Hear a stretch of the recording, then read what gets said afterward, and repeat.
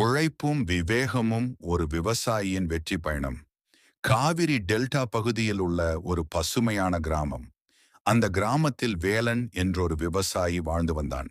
விவசாயமே அவனது மூச்சு, நிலமே அவனது தெய்வம்.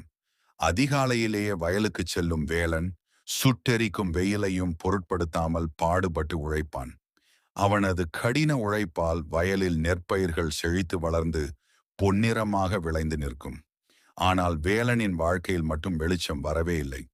ஒவ்வொரு முறையும் அறுவடை முடிந்தவுடன் மூட்டை மூட்டையாக நெல்லை ஏற்றிக்கொண்டு நேராக ஊரில் உள்ள பெரிய அரிசி ஆலைக்கு செல்வான். ஆலை உரிமையாளர் நிர்ணயிப்பதுதான் விலை. இந்த முறை நெல்லில் ஈரப்பதம் அதிகம், சந்தையில் விலை குறைவு என்று ஏதாவது ஒரு காரணத்தை சொல்லி மிக குறைந்த விலையையே வேலனுக்கு கொடுப்பார். வாங்கிய கடனை அடைக்கவும் குடும்பத்தை நடத்தவும் வேறு வழியின்றி கிடைத்த குறைந்த பணத்தை வாங்கிக் கொண்டு பெருமூச்சுடன் வீடு திரும்புவான் வேலன். இரவும் பகலும் சேற்றில் இறங்கி உழைக்கிறோம், ஆனால் கடைசியில் நமக்கு மிஞ்சுவது வறுமை மட்டும்தானே என்று பல இரவுகள் அவன் உறங்காமல் தவித்ததுண்டு. திருப்பு முனையை ஏற்படுத்திய சந்திப்பு. ஒரு நாள் அறுவடை முடிந்து வழக்கம் போல குறைந்த விலைக்கு நெல்லை விற்றுவிட்டு கவலையோடு கிராமத்து டீ கடையில் அமர்ந்திருந்தான் வேலன். அப்போது வெளியூரில் பெரிய வியாபாரம் செய்து வரும் அவனது பால்ய நண்பன் ராமநாதன் அங்கே வந்தான். வேலனின் வாடிய முகத்தை கண்ட ராமநாதன், "என்ன வேலா, அறுவடை முடிந்து கையில் காசு பார்க்கும் நேரம் ஏன் இவ்வளவு சோகமாக இருக்கிறாய்?" என்று கேட்டான். தன்னுடைய நிலைமையையும் இடைத்தரகர்கள் மற்றும் ஆலை உரிமையாளர்களால் தனக்கு ஏற்படும் நஷ்டத்தையும் விலாவாரியாக சொன்னான் வேலன்.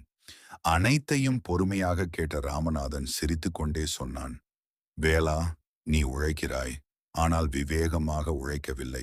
நீ நெல்லை நெல்லாகவே விற்கிறாய். அதில் உனக்கு லாபம் கிடைக்காது. வியாபாரத்தில் மதிப்பு கூட்டல் என்று ஒன்றிருக்கிறது. அதை நீ விவசாயத்திலும் பயன்படுத்த வேண்டும்." "மதிப்பு கூட்டலா? அப்படியென்றால் என்ன?" என்று புரியாமல் கேட்டான் வேலன். ராமநாதன் விளக்கினான். "நெல்லை அப்படியே ஆலைக்கு விற்றுவிடாதே.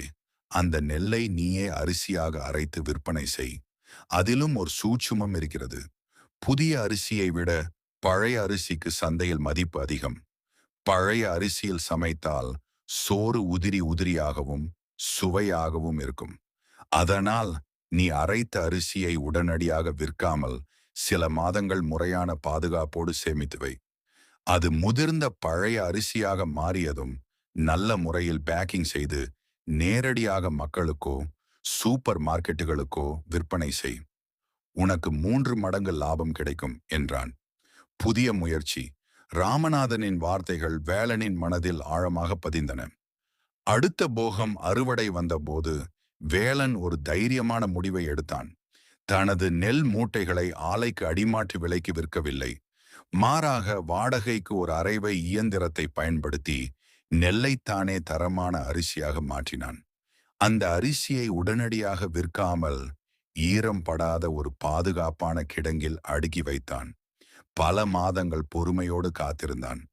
அந்த காத்திருப்பு அவனுக்கு சவாலாக இருந்தாலும் தன் உழைப்பின் மீதும் நண்பனின் ஆலோசனையின் மீதும் அவனுக்கு நம்பிக்கை இருந்தது.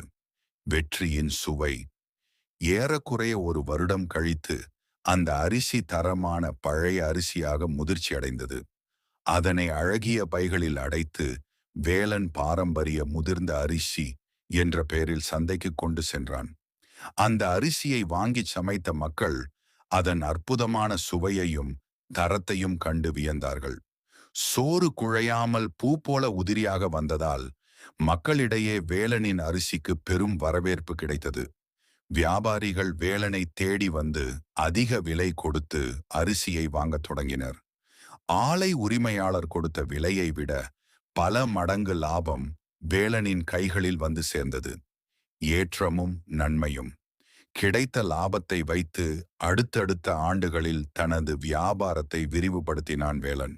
சொந்தமாக ஒரு சிறிய அரிசி ஆலை மற்றும் பாதுகாப்பான சேமிப்பு கிடங்குகளை உருவாக்கினான்.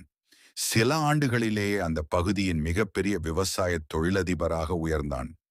தான் மட்டும் முன்னேறினால் போதாது என்று நினைத்த வேலன் தன் கிராமத்தில் உள்ள மற்ற விவசாயிகளையும் ஒருங்கிணைத்து அவர்களுக்கும் மதிப்பு கூட்டல் முறையை கற்றுக் கொடுத்தான்.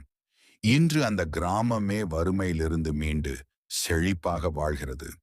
கதையின் நீதி: கடின உழைப்புடன் விவேகமும் புத்திசாலித்தனமும் சேரும்போதுதான் முழுமையான வெற்றி கிடைக்கும். நாம் உருவாக்கும் பொருளின் மதிப்பை நாமே உணர்ந்து அதை மேம்படுத்தி விற்கும்போது நமது உழைப்பு